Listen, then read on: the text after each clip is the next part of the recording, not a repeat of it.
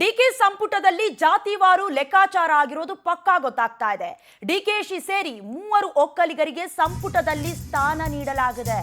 DK ಸಂಪುಟದ ಜಾತಿವಾರು ಲೆಕ್ಕಾಚಾರದ ಪಕ್ಕಾ ಲೆಕ್ಕ ಇದು.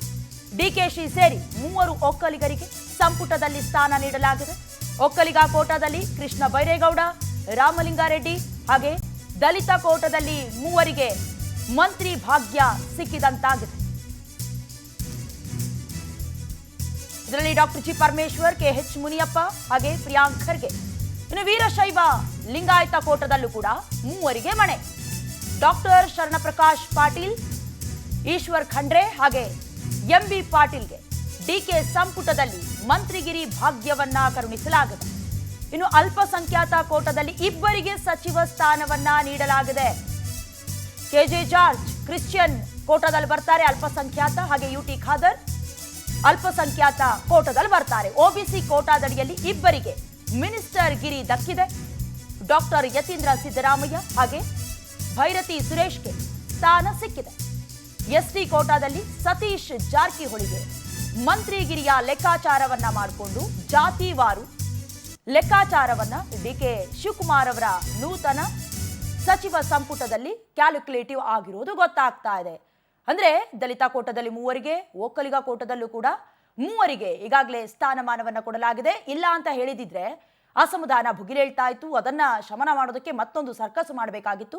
ಜೊತೆಗೆ ಈಕ್ವಾಲಿಟಿಯನ್ನ ಕೇಳ್ತಾ ಇದ್ರು, ಅಥವಾ ಸಮಾನತೆ, ಸರ್ವಧರ್ಮ ಸಮಾನತೆಯನ್ನ ಕೂಡ ಸಾರ್ತೀವಿ ಅನ್ನೋದಾಗಿ ಹೇಳ್ಕೊಂಡಿದ್ರು. ಅದೇ ರೀತಿಯಲ್ಲಿ ಈಗ ಪ್ರತಿಯೊಂದು ಜಾತಿವಾರು ಜೊತೆಗೆ ಪ್ರಾದೇಶಿಕವಾಗಿ ಲೆಕ್ಕಾಚಾರ ಹಾಕೊಂಡು ಮುಂಬರುವಂತ ಎಲೆಕ್ಷನ್ ಅನ್ನ ಕೂಡ ಗಮನದಲ್ಲಿಟ್ಕೊಂಡು ಈಗ ಕೋಟಾದಡಿಯಲ್ಲಿ ಸಚಿವ ಸಂಪುಟಕ್ಕೆ ಆಯ್ಕೆ ಮಾಡಿಕೊಂಡಿರೋದು ಗೊತ್ತಾಗ್ತಾ ಇದೆ.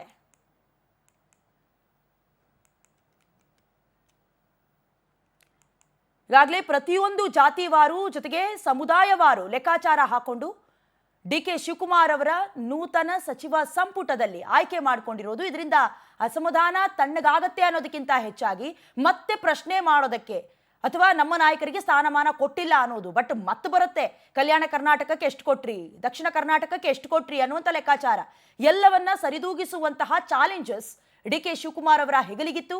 ಅದನ್ನೆಲ್ಲ ಚರ್ಚೆ ಮಾಡೋದ್ರ ಮೂಲಕ ಹೈಕಮಾಂಡ್ನ ಮುಂದೆ ಪಟ್ಟಿಯನ್ನ ಇಟ್ಟಿದ್ರು. ಅದು ಸಿದ್ದರಾಮಯ್ಯ ಅವರ ಪಟ್ಟಿ ಆಗಿರ್ಬೋದು, ಅಥವಾ ಪಟ್ಟಿ ಅನ್ನೋದಕ್ಕಿಂತ ಹೆಚ್ಚಾಗಿ ಅವರ ಆಪ್ತ ವಲಯದಲ್ಲಿ ಗುರುತಿಸಿಕೊಂಡಂತ ಶಾಸಕರಿಗೆ ಮಣೆ ಹಾಕಬೇಕು ಅನ್ನುವಂಥ ಲಾಭಿ ಕೂಡ ನಡೀತು. ಪ್ರಮುಖವಾಗಿ ಶಾಸಕರುಗಳು ಕೂಡ ಹೋಗಿದ್ರು ಲಾಭಿ ನಡೆಸೋದಕ್ಕೆ ವೈಯಕ್ತಿಕವಾಗಿ. ಎಲ್ಲವನ್ನ ನೋಡಿಕೊಂಡು 11:11:11 ಅಂತ ಡಿಕೆ ಶಿವಕುಮಾರ್, ಸಿದ್ದರಾಮಯ್ಯ, ಹೈಕಮಾಂಡ್ 3 ಜನರ ಪಟ್ಟಿಯನ್ನ ಅಂತಿಮಗೊಳಿಸುವ ಕೆಲಸ ಆಯಿತು. ಇವತ್ತು ಹಿರಿಯ ನಾಯಕರಿಗೆ, ಅನುಭವ ನಾಯಕರಿಗೆ ಮಣೆ ಹಾಕುವ ಕೆಲಸವನ್ನ ಮೊದಲ ಹಂತದಲ್ಲಿ ಮುಗಿಸಿದ್ದಾರೆ. ರಾಜ್ಯಸಭೆ ಹಾಗೆ ಪರಿಷತ್ ಎಲೆಕ್ಷನ್ ನಂತರದಲ್ಲಿ 2ನೇ ಹಂತದ ಪಟ್ಟಿಯನ್ನ ಬಿಡುಗಡೆ ಮಾಡುತ್ತೆ. ನಿರೀಕ್ಷೆಯಂತೆ ಆಲ್ಮೋಸ್ಟ್ ಆಗಿದೆ. ಬಟ್ ಕೆಲವೊಂದಷ್ಟು ಹೆಸರುಗಳನ್ನ ಅಷ್ಟೊಂದು ಗಟ್ಟಿ ಧ್ವನಿಯಲ್ಲಿ ಹೇಳದೇ ಇದ್ರೂ ಕೂಡ, ಅಥವಾ ಎರಡೆರಡು ಹುದ್ದೆಗಳನ್ನ ನಿರೀಕ್ಷೆ ಮಾಡಿದವರು ಕೂಡ ಇದ್ದಾರೆ. ಬಟ್ ಅವರನ್ನು ಕೂಡ ಕೈ ಬಿಡದಂತೆ ಸರಿದೂಗಿಸ್ಕೊಂಡು ಹೋಗುವಂತ ಕೆಲಸವನ್ನ ಡಿಕೆ ಶಿವಕುಮಾರ್ ಸಚಿವ ಸಂಪುಟದಲ್ಲಿ ಕ್ಯಾಲ್ಕುಲೇಟಿವ್ ಲೆಕ್ಕಾಚಾರ ಹಾಕೊಂಡಿರೋದು ಗೊತ್ತಾಗ್ತಾ ಇದೆ. ಒಬಿಸಿ, ಮುಸಲ್ಮಾನ, Christian, SC, ST, Vokkaliga, Lingayat ಎಲ್ಲಾ ಸಮುದಾಯದ ಹಿರಿಯ ನಾಯಕರುಗಳಿಗೆ ಮಣೆ ಹಾಕಿರೋದು ಗೊತ್ತಾಗ್ತಾ ಇದೆ. ಇನ್ನು ಇದೇ ವಿಚಾರಕ್ಕೆ ಸಂಬಂಧಪಟ್ಟಂತೆ ಹೆಚ್ಚಿನ ಡೀಟೇಲ್ಸ್ ಅನ್ನ ಲೈವ್ನ ಮೂಲಕ ಜಾಯ್ನ್ ಆಗಿ ಕೊಡ್ತಾ ಹೋಗ್ತಾರೆ ನಮ್ಮ ಪ್ರತಿನಿಧಿ ಆನಂದ್. ಕೆಲವೊಂದಷ್ಟು ಕೋಟಾಗಳನ್ನ ಗಮನಿಸಿದ್ವಿ, ಪ್ರತಿಯೊಂದು ಜಾತಿವಾರು ಲೆಕ್ಕಾಚಾರವನ್ನ ಹಾಕೊಂಡಿದ್ದಾರೆ. ಇದು ಮುಂದಿನ ಎಲೆಕ್ಷನ್ಗೂ ಕೂಡ ಎಫೆಕ್ಟ್ ಆಗತ್ತಾ? ಎಲ್ಲಾ ಲೆಕ್ಕಾಚಾರವೂ ಆಗಿದೆಯಾ ಆನಂದ್? ಖಂಡಿತವಾಗ್ಲೂ ಡಯಾನ, ಇಲ್ಲಿ ಪ್ರಮುಖವಾಗಿ ಮುಂಬರ್ತಕ್ಕಂಥ ಸ್ಥಳೀಯ ಸಂಸ್ಥೆ ಚುನಾವಣೆ, ಹಾಗೆ ಜಿಬಿ ಎಲೆಕ್ಷನ್ ಆಗಿರ್ಬೋದು, 2028ರ ವಿಧಾನಸಭೆ ಎಲೆಕ್ಷನ್, ಹಾಗೆ 2020 ಲೋಕಸಭಾ ಎಲೆಕ್ಷನ್ ಎಲ್ಲ ಒಂದು ವಿಚಾರಗಳನ್ನ ಗಮನದಲ್ಲಿಟ್ಟುಕೊಂಡೆ ಹೈಕಮಾಂಡ್ ನಾಯಕರು ಅಳೆದು ತೂಗಿ ಈಗ ಸಚಿವ ಸ್ಥಾನವನ್ನ ತುಂಬಿರ್ತಕ್ಕಂಥದ್ದು. ಎಲ್ಲಾ ಪ್ರಮುಖ ಜಾತಿಗಳಿಗೆ, ಸಮುದಾಯಗಳಿಗೆ ಇಲ್ಲಿ ಆದ್ಯತೆ ಕೊಡ್ತಕ್ಕಂಥ ಮಾಡಿದ್ದಾರೆ. ಬಹುತೇಕವಾಗಿ ಸೀನಿಯರ್ಗಳಿಗೆ ಇಲ್ಲಿ ಅವಕಾಶವನ್ನು ಮಾಡಿಕೊಟ್ಟಿದ್ರು ಕೂಡ ಮುಂದೆ ಹಿರಿಯರ ಒಂದು ಮಾರ್ಗದರ್ಶನ ಮತ್ತೆ ಹಿರಿತನ ಬೇಕು ಅನ್ನೋ ಒಂದು ನಿಟ್ಟಿನಲ್ಲಿ ಬಹುತೇಕವಾಗಿ ಮಾಜಿ ಸಚಿವರುಗಳೇನಿದ್ದಾರೆ ಅವರಿಗೆ ಅವಕಾಶವನ್ನ ಮಾಡಿಕೊಡಲಾಗಿರ್ತಕ್ಕಂಥದ್ದು. ಪ್ರಮುಖವಾಗಿ ಇಲ್ಲಿ ದಲಿತ ಸಮುದಾಯ ಅಂದ್ರೆ ಎಸ್ಟಿಗೆ 1, ಎಸ್ಸಿಗೆ 2 ಸ್ಥಾನವನ್ನ ನೀಡಲಾಗಿರ್ತಕ್ಕಂಥದ್ದು. ಲಿಂಗಾಯತ ಸಮುದಾಯದಲ್ಲಿ ಡಿಕೆ ಶಿವಕುಮಾರ್ ಹಾಗೆ ಕೃಷ್ಣ ಬೈರೇಗೌಡ ಸೇರಿ ಮೂವರಿಗೆ ಒಂದು ಅವಕಾಶವನ್ನ ಮಾಡಿಕೊಡಲಾಗಿದೆ. ಅದೇ ರೀತಿ ಕುರುಬ ಸಮುದಾಯದಲ್ಲಿ ಇಬ್ಬರಿಗೆ ಯತೀಂದ್ರ ಸಿದ್ದರಾಮಯ್ಯ ಮತ್ತೆ ಭೈರತಿ ಸುರೇಶ್ ಅವರಿಗೆ ಅವಕಾಶವನ್ನ ಮಾಡಿಕೊಡಲಾಗಿರ್ತಕ್ಕಂಥದ್ದು. ಜೊತೆಗೆ ಮುಸ್ಲಿಂ ಸಮುದಾಯದಲ್ಲಿ ಯುಟಿ ಖಾದರ್ ಅವರಿಗೆ ಅವಕಾಶವನ್ನ ಮಾಡಿಕೊಡಲಾಗಿದೆ. ಕರಾವಳಿ ಭಾಗದಲ್ಲಿ ಇನ್ನಷ್ಟು ಒಂದು ಸಂಘಟನೆ ಮಾಡತಕ್ಕಂಥ ಒಂದು ದೃಷ್ಟಿಯಿಂದ ಆ ಒಂದು ಪ್ಲಾನ್ ಅನ್ನ ಆ ರೀತಿ ಮಾಡ್ಕೊಂಡಿರ್ತಕ್ಕಂಥದ್ದು. ಜೊತೆಗೆ ಯುಟಿ ಖಾದರ್ ಅವರಿಗೆ ಅವಕಾಶವನ್ನು ಮಾಡಿಕೊಡಲಾಗಿರ್ತಕ್ಕಂಥದ್ದು. ಮತ್ತೊಂದು ಕಡೆ ಇಲ್ಲಿ ಕುರುಬ ಸಮುದಾಯದಲ್ಲಿ ಬೈರ್ತಿ ಸುರೇಶ್ ಅವರು ಕೂಡ ಜಾಕ್ಪಾಟ್ ಹೊಡೆದಿದ್ದಾರೆ ಅಂತ ಹೇಳ್ಬೋದು. ಮುಡಾ ಒಂದು ಕೇಸ್ ಹೊರಗಡೆ ಬಂದ ನಂತರ ಬೈರ್ತಿ ಸುರೇಶ್ ವಿರುದ್ಧ ಒಂದಷ್ಟು ಅಸಮಾಧಾನಗಳು ವ್ಯಕ್ತವಾಗಿತ್ತು. ಜೊತೆಗೆ ಹೈಕಮಾಂಡ್ ನಾಯಕರು ಕೂಡ ಸಿಟ್ಟಾಗಿದ್ರು. ಈ ಬಾರಿ ಬೈರ್ತಿ ಸುರೇಶ್ ಅವರಿಗೆ ಅವಕಾಶ ನೀಡಲಾಗಲ್ಲ ಅಂತ ಇತ್ತು. ಆದ್ರೆ ಈಗ ಬೈರ್ತಿ ಸುರೇಶ್ ಅವರು ಕೂಡ ಸ್ಥಾನವನ್ನ ಪಡೆದುಕೊಳ್ತಕ್ಕಂಥ ನಿಟ್ಟಿನಲ್ಲಿ ಸಕ್ಸಸ್ ಆಗಿದ್ದಾರೆ. ಇದನ್ನ ಹೊರತುಪಡಿಸಿದ್ರೆ ಪ್ರಮುಖವಾಗಿ ಕೆಜೆ ಜಾರ್ಜ್ ಕ್ರಿಶ್ಚಿಯನ್ ಸಮುದಾಯ ಏನಿದ್ದಾರೆ ಇವರಿಗೆ ಒಂದು ಸ್ಥಾನವನ್ನ ನೀಡಲಾಗಿರ್ತಕ್ಕಂಥದ್ದು. ಹಾಗೆ ಪ್ರಮುಖವಾಗಿ ಲಿಂಗಾಯತ ಕೋಟಾದಲ್ಲಿ 3 ಸಚಿವ ಸ್ಥಾನಗಳನ್ನ ನೀಡಲಾಗಿದೆ. ಒಂದು ಎಂಬಿ ಪಾಟೀಲ್, ಮತ್ತೊಂದು ಈಶ್ವರ್ ಖಂಡ್ರೆ, ಹಾಗೆ ಶರಣ್ ಪ್ರಕಾಶ್ ಪಾಟೀಲ್. ಈ ಮೂವರಿಗೂ ಕೂಡ ಮೊದಲ ಒಂದು ಹಂತದಲ್ಲೇ ಸ್ಥಾನಮಾನವನ್ನ ನೀಡಲಾಗಿರ್ತಕ್ಕಂಥದ್ದು. ಬಹುತೇಕವಾಗಿ ಇಲ್ಲಿ ಜಾತಿ ಮತ್ತೆ ಸಮುದಾಯಗಳಿಗೆ ಪ್ರಾಮುಖ್ಯತೆಯನ್ನು ಕೊಡ್ತಕ್ಕಂಥ ನಿಟ್ಟಿನಲ್ಲಿ ಈ ಒಂದು ಸಂಪುಟ ರಚನೆ ಮಾಡಲಾಗಿರ್ತಕ್ಕಂಥದ್ದು. ನಾನು ಈಗಾಗಲೇ ಹೇಳದಂತೆ ಮುಂಬರ್ತಕ್ಕಂಥ ಒಂದು ಚುನಾವಣೆಗಳ ದೃಷ್ಟಿಯಿಂದ ಜೊತೆಗೆ ಡಿಕೆ ಸಂಪುಟದಲ್ಲಿ ಹಿರಿಯರ ಒಂದು ಸಲಹೆಗಳು ಕೂಡ ಬೇಕಾಗುತ್ತೆ. ಹಾಗಾಗಿ ಎಲ್ಲ ಒಂದು ಲೆಕ್ಕಾಚಾರಗಳನ್ನ ಇಟ್ಕೊಂಡು ಈಗ ಸಚಿವ ಸ್ಥಾನವನ್ನ ತುಂಬತಕ್ಕಂಥ ಕೆಲಸ ಆಗಿದೆ. ಡಯಾನಾ, ಥ್ಯಾಂಕ್ ಯು ಆನಂದ್ ನಿಮ್ಮೆಲ್ಲ ಡೀಟೇಲ್ಸ್ಗಾಗಿ.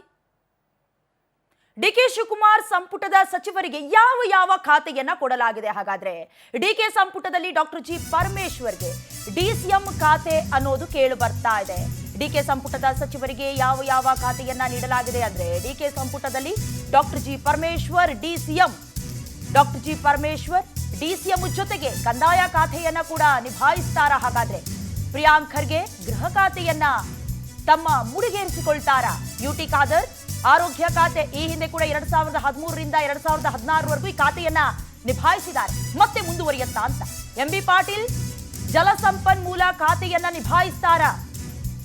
ಸತೀಶ್ ಜಾರಕಿಹೊಳಿ ಲೋಕೋಪಯೋಗಿ ಖಾತೆಗೆ ಮುಂದುವರಿಯುತ್ತಾ. ಡಾಕ್ಟರ್ ಯತೀಂದ್ರ ಸಿದ್ದರಾಮಯ್ಯ ಪರಿಷತ್ನಿಂದ ವೈದ್ಯಕೀಯ ಶಿಕ್ಷಣ ಖಾತೆಯನ್ನ ನಿಭಾಯಿಸ್ತಾರ. ಈ ಹಿಂದೆ ಕೂಡ ಅವರು ಸರ್ಕಾರಿ ಹಾಸ್ಪಿಟಲ್ನಲ್ಲಿ ಡಾಕ್ಟರ್ ಆಗಿ ಕೆಲಸ ಮಾಡಿದವರು. ಆ ಲೆಕ್ಕಾಚಾರವೂ ಇರಬಹುದು. ಇನ್ನು ಇಂಧನ ಸಚಿವ ಕೆಜೆ ಜಾರ್ಜ್ ಅದೇ ಖಾತೆಯಲ್ಲಿ ಮುಂದುವರಿತಾರಾ ಅನ್ನೋ ಪ್ರಶ್ನೆ. ಕೃಷ್ಣ ಬೈರೇಗೌಡರು ಕಂದಾಯ ಇಲಾಖೆಯಲ್ಲಿ ಕೆಲಸ ಮಾಡ್ತಾ ಇದ್ರು. ಈಗ ಬೆಂಗಳೂರು ನಗರಾಭಿವೃದ್ಧಿ ಅವರ ತೆಕ್ಕೆಗೂ ಬರುತ್ತಾ. ರಾಮಲಿಂಗಾರೆಡ್ಡಿ ಇಲ್ಲಿವರೆಗೂ ಸಾರಿಗೆ ಖಾತೆಯಲ್ಲಿಯೇ ಮುಂದುವರಿತಾ ಇದ್ರು. ಅದೇ ಖಾತೆಯನ್ನ ಮುಂದುವರಿಸುತ್ತಾ ಹೊಸದಾಗಿ ರೂಪುಗೊಳ್ಳುವಂತಹ ಅಥವಾ ರಚನೆಯಾಗುವಂತ ಸಂಪುಟದಲ್ಲಿ ಅಂತ ಸಚಿವ ಸಂಪುಟದಲ್ಲಿ ಈಗಾಗಲೇ ಹಲವಾರು ಹಿರಿಯ ಹಾಗೆ ಪ್ರಭಾವಿ ಅನುಭವ ಕೈ ನಾಯಕರನ್ನ ಅದೇ ಖಾತೆಯಲ್ಲಿ ಮುಂದುವರಿಸೋದಾ ಅಥವಾ ಹೊಸ ಖಾತೆಗಳನ್ನ ನೀಡೋದಾ ಅನ್ನುವಂಥ ವಿಚಾರ ಮುನ್ನೆಲೆಗೆ ಬಂದಾಗ ಡಿಸಿಎಂ ಖಾತೆ ಬಹಳಷ್ಟು ಪ್ರಾಮುಖ್ಯತೆಯನ್ನ ಪಡ್ಕೊಳ್ಳುತ್ತೆ. ಇಲ್ಲಿವರೆಗೂ ಕೂಡ 4 ಹುದ್ದೆಗಳನ್ನ ಅಥವಾ 4 ಜನರಿಗೆ ಆ ಹುದ್ದೆಯನ್ನ ಕೊಡಬೇಕು ಅನ್ನುವಂತಹ ಲೆಕ್ಕಾಚಾರದಲ್ಲಿದ್ರು. ಅದರ ಮಧ್ಯದಲ್ಲಿ ಬಿಕೆ ಹರಿಪ್ರಸಾದ್ ಅವರ ಹೆಸರಂತೂ ಮುಂಚೂಣಿಯಲ್ಲಿತ್ತು. ಈಗ ಅದಕ್ಕೆಲ್ಲ ತೆರೆ ಎಳೆಯುವುದರ ಮೂಲಕ ಡಾಕ್ಟರ್ ಜಿ ಪರಮೇಶ್ವರ್ ಅವರ ಹೆಸರು ಬಹಳ ಗಟ್ಟಿಯಾಗಿ ಕೇಳಿ ಬರ್ತಾ ಇದೆ. ಇದರ ಜೊತೆಗೆ ಕಾಂಗ್ರೆಸ್ ಆಗಿರಲಿ ಬಿಜೆಪಿ ಆಗಿರಲಿ ಒಂದು ಅಜೆಂಡಾ ಇದೆ, ಒಬ್ಬರಿಗೆ ಒಂದೇ ಹುದ್ದೆಯನ್ನ ಕೊಡೋದು ಅಂತ. ಬಟ್ ಪರಮೇಶ್ವರ್ ಅವರಿಗೆ ಈಗ 2 ಖಾತೆಯನ್ನ ಕೊಡತ್ತಾ ಅನ್ನೋದು